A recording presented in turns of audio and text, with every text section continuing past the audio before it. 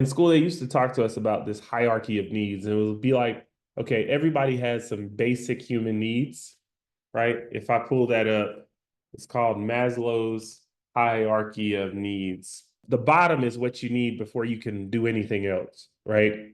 So you need like food, water, clothing, sleep to be able to breathe, right? Like that's the foundation.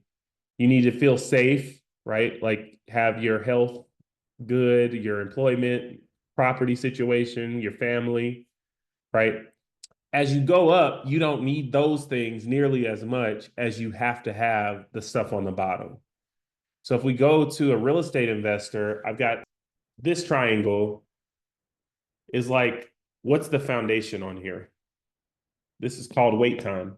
Deals under contract. Yeah, you need deals under contract, right? So if you're calling a buyer's list with no deals under contract, you don't have the foundational thing that you need. And so if you're new and you don't have any deals under contract, if you see a good deal that a JV person is trying to wholesale, you could call them and say, "Hey, do you mind if I try to send this out to some of my buyers and we work this together?" Right? That could be a way that you get something that you can start working with, right? But the way I like to get deals under contract is by talking to sellers. So if you're not talking to 5 sellers a day, if you're doing this part-time and more than that, you're not meeting that basic need that you need as an investor, right? Once you start owning properties, Matt, you automatically have one deal that you could put under contract right now because you have a house that you just renovated. And if you needed money, you could put that house out there for sale, right? So you have met that basic need just once you become a property owner. So don't forget to like meet that need, Solace. You have to meet that need. Business, I do it so I can understand why people do it, but all the time we're focused on stuff that keeps us busy that doesn't meet that need. And if you haven't talked to a significant number of sellers in the last 7 days, it's going to be really hard for you to meet that need. In this business, you got to be talking to people, you got to be letting people know what you're doing. And that's the foundational things. Even though you have virtual assistants, and virtual assistants can be helpful, the question should be how many sellers have they talked to in the last 7 days, right? You remember now, your goal is 5 per day, right? So if your BAs are only helping you get to 1 or 2 extra, then maybe you still need to be calling to get more or driving or going to meetups or whatever you're doing to talk to sellers. They should definitely be talking to at least 5 people a day, especially if they're calling for sale by owners, right? Those people pick up the phone. So it's not hard to get to at least 5 a day. All right, y'all. So this is one we're working on right now. So I'm not just calling the person, right? I'm just going to do a quick Google search. It looks like this house right here is a brick house with a shingle roof. I look around at the neighborhood real quick. So I just go up the street and just look at what the other houses look like. The next thing I'm going to do, because I don't know where Mount Pleasant, Texas is I'm just going to do a quick Google search for Mount Pleasant, Texas population. 16,000 people there. So it's a small area. Let's look at a map. Let's make sure we're in Texas. All right, just give us a little background before we call this guy. It looks like Mount Pleasant is the closest city might be Texarkana or Sulphur Springs. This is kind of like East Texas. One more thing I'll look at before we make this call, I'll go to the market in Mount Pleasant and I'll just sort by lowest to highest price. I'll sort by houses only because that's what I'm looking at. And I just want to look at the first 10 to 20 listings. I see 1, 2 pending right off the bat. I see a foreclosure. I see a third pending, fourth pending. So, okay, I see that some people are buying in Mount Pleasant. This is a 3-bedroom, 2-bath. It looks like a flip. Somebody painted it. It looks nice. So if we go inside, it looks like it's been, the countertops are new. They kind of got some dated kitchen here. They kind of did a half flip here. They changed some of the flooring, but not much. But it's a 3-2 on First Street. But look at the time, y'all. It was on the market for 201 days. So I'm going to go look at another one just because that one scares me. Here's another one in Mount Pleasant. It was on the market for 94 days. So this is a slow market, but people are buying there. But it is a slow market. So this is not one where you're going to expect to list it and it sell right away. This one's pending. Do y'all see how long it was on the market though? 987 days. That's a patient seller. Over 3 years, this house was on the market. Is it just me or is that insane? Here's another one, 110 days. Okay. So why does this background help me before this guy? Well, long time on the market means holding costs for me. It means it's going to take a while to move it. And it means he's not going to be able to list it out there and get a great price either, like fast anyway. Your call has been forwarded to voicemail. The person you're trying to... Hey, Roy, this is John Crutchfield. How are you? I'm doing good. You've been talking to one of my good friends, Miss Rimley, about selling your house in Mount Pleasant. I don't know the lady's name, but I've been talking to someone yesterday. Yes, her name is Rimley, and we've been talking to you about selling 908 East 4th Street. Yes, sir. And she told me you were ready to maybe talk about an offer, and that's what I do. So I appreciate you for being willing to talk to us. Is now a good time, or should I call you back a little later? Well, this is what's crazy. I'm at work right now. I work from 7:45 to about 6:30 at night, 5 days a week. No problem. But I told her I'm building a house, and I'll be in that house probably around, they tell me June or July. Okay, yeah, she told me that you were building a house, and if you could maybe get this one sold before you move, that would be good, but you'd have to wait a little while before you could move, right? Well, yeah, I mean, I'm planning on getting everything out of the house, getting taken care of about 30 days out and moving in a new house. But yes, I've got a place to live. Obviously. Okay. Yeah, great. Tell me, I know she took a little bit of notes from you, and I'm just going to take 5 minutes if that's okay. Can you tell me what am I going to have to do to that house to make it really good and solid to live in when you move out? Well, you'll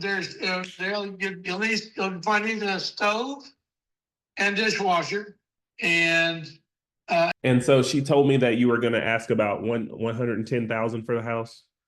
Well, supposedly on the book on the rolls I was getting the rolls of the city appraisal. I was going to list that with my lister with what it is, and obviously try to go from there. Yes. Okay, gotcha. And is there central heat and air in there? Absolutely. Okay. And where do most people work that live in Mount Pleasant? Where do they work? Pilgrims. Pilgrims. And okay. the trailer manufacturer. We got 3 or 4 big manufacturer trailers around the area. Okay. And if I was going to rent that house out, what would you think it would rent for? Oh my gosh, guy. A house my size, brick house like that's going for about $1750 a month. Okay. Well, let me tell you what I'm going to do now that I'm involved.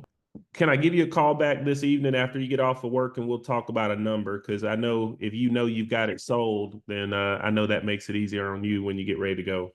Sure. I'd like for you not to have to list it. Oh, believe me, I would too. Okay. All right. Sounds good. We'll talk this evening. Sounds good. Thanks, sir. Hey, thank you. Bye-bye. All right, bye. So, we'll call him back and, I'm going to focus on the fact that he's not going to have to list it. Did you hear him say he didn't want to list it? When you work, if there's anything he wants to leave inside of the house, like focus on all of the benefits, right? If there's anything you want to leave inside of the house, you don't want to move stuff out. If you want to leave stuff in the attic, you can do all of that because my price includes us doing a lot of that work for you. And then, just move your way on up towards 78. Okay.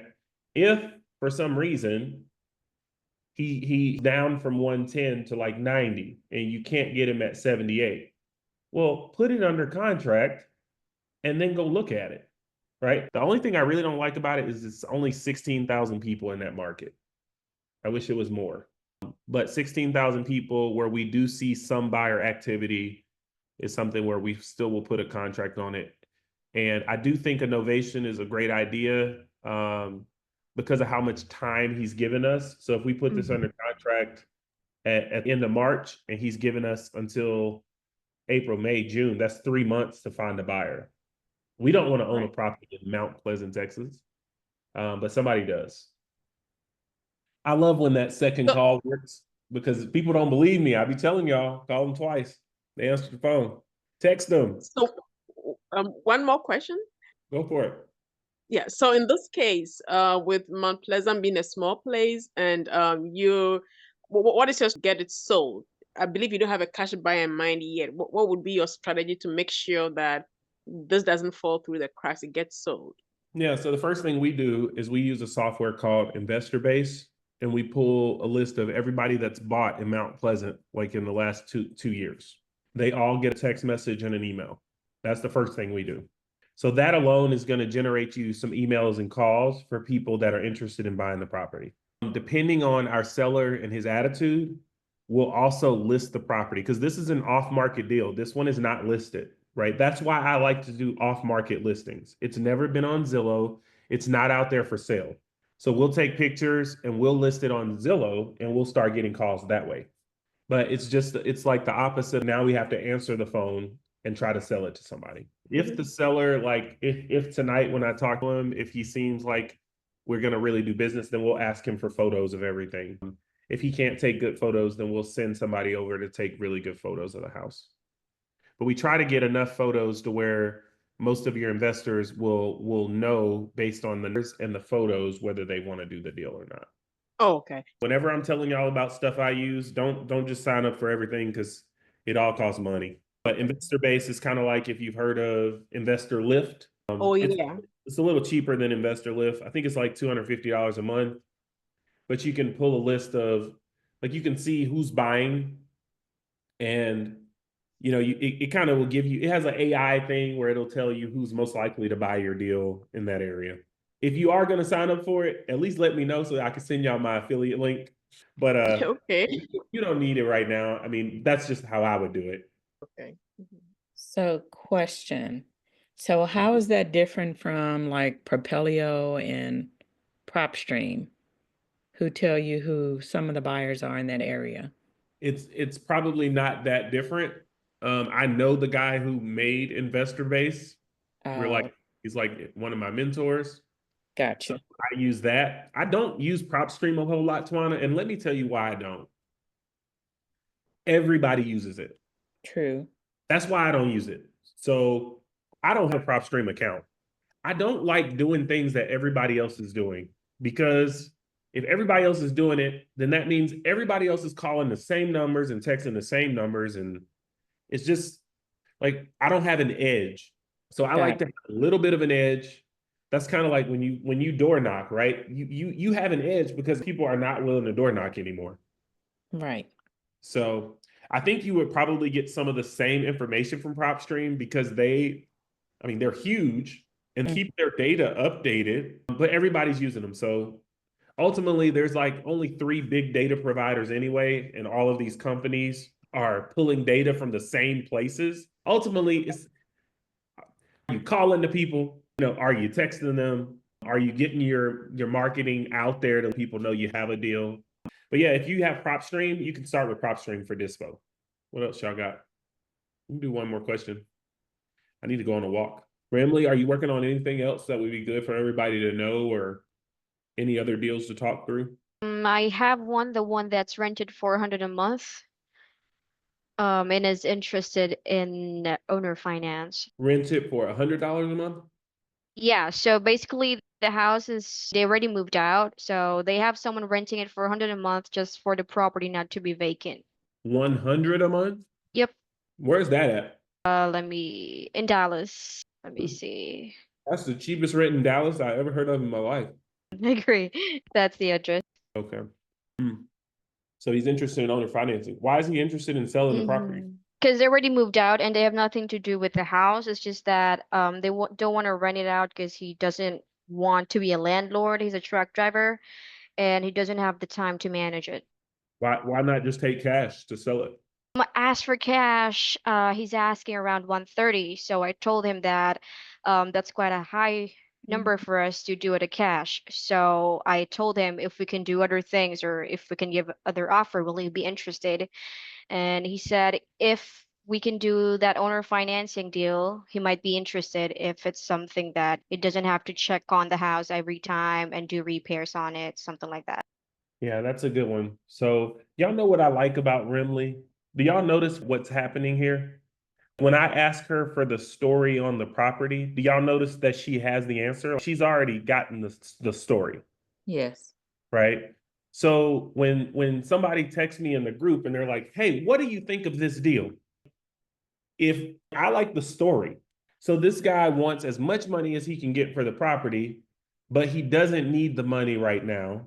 So he's interested in maybe doing a seller finance because he wants to get as much as he can for it. This is a 2-bedroom, 1-bath house, especially in Dallas. And I'm sure the house needs work from the photos online here. I'm not giving this address yet because we don't have a contract on this one. But if he's taking $100 a month right now, shoot, I'd finance every house I could get my hands on right now for $100 a month. I do think that we want to get some equity in the house though. So Rimley, the play on a house like this would be to put it up to owner finance it. Let's say we owner finance it for 100,000 and it needs work. We want to get it for as little down as possible. And then what we want to do is we want to find some other human being, somebody else, and sell it to them for 130 or 140 and let them fix up the house. We don't want to do these repairs because we didn't get it cheap enough to do the repairs. So this is something that we'll look at later.